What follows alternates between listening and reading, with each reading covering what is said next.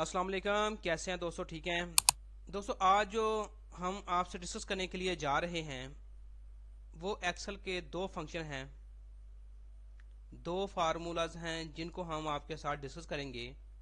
एक हमारे पास है काउंट का और दूसरा है काउंट ए।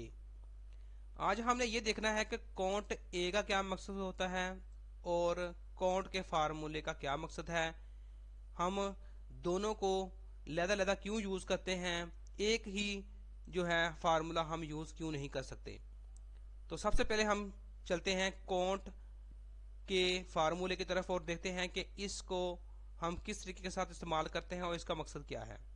जैसा कि ये हमारे पास कंप्लीट सेल में नंबरिंग लिखी हुई है और नाम लिखे हुए हैं, अल्फ़ाबेट डिटेल दोनों लिखी हुई हैं। अब हम काउंट ए का फार्मूला लगाएंगे, इज इक्वल टू करके ये नीचे आ गया। डबल क्लिक करके हम इसको सेलेक्ट करेंगे अपने सेल्स को। ये हमने सारे सेल्स सेलेक्ट किए। सेलेक्ट करने के बाद ब्रैकेट क्लोज कर दी तो ये इसने बता दिया हमें कि ये जो हमने टोटल सेल सेलेक्ट किए हैं ये हमारे 56 है। जैसा कि अगर हम काउंटिंग में करना चाहें 1 2 3 4 5 6 7 8, 1 2 3 4 5 6 7, 7 और 8 को मल्टीप्लाई करें तो ये वही वैल्यू आती है जो इधर लिखी हुई है। और अब हम करते हैं सिलेक्ट, फिर यही फार्मूला एंड लिख के डबल क्लिक किया। अब हमने सिलेक्ट किया यहां से और ब्रैकेट को कर दिया क्लोज। अब हम गिनती करते हैं, इसकी काउंटिंग करके देखते हैं कि अब ये हमें सही बता रहा है कि नहीं सही बता रहा है। ये हमने सेलेक्ट किया, गिनती स्टार्ट करते हैं 1 2 3 4 5, 1 2 3 4, 4 और 5, ये तो बनते हैं 20 और इसने बताया सिर्फ 12। इसका क्या मतलब हुआ ये देखें। उसने क्या किया है, जो अल्फाबेट लिखे हुए थे ये वाले, ये उसने काउंट नहीं किया, सिर्फ नंबरिंग काउंट किया, काउंटिंग की है। जो उसने काउंटिंग थी वो सिर्फ काउंट की है। अब हम सिर्फ और सिर्फ काउंटिंग की गिनती कर लेते हैं। ये जो काउंट लिखे हुए हैं ये कितने, 1 2 3 4, 1 2 3 4 और 3,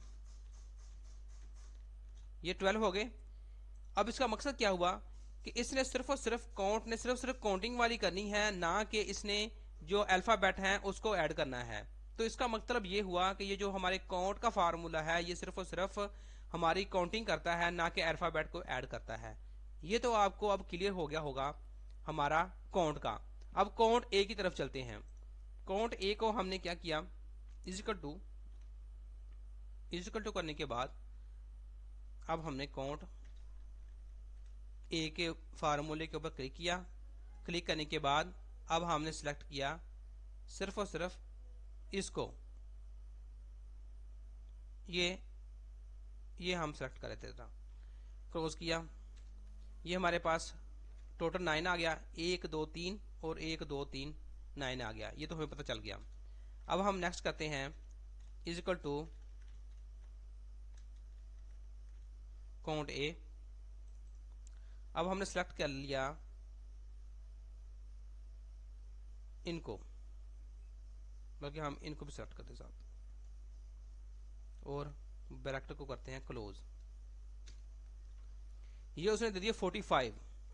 अब गिनती करते हैं 1 2 3 4 5 6 7 8 9, 1 2 3 4 5, 5 और 9,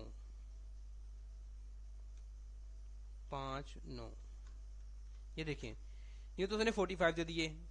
तो ठीक, इसका मतलब ये हुआ कि जो काउंट ए है इसने अल्फाबेट भी ले लिए और काउंटिंग के जो जितने भी नंबर हैं वो भी ऐड कर लिए।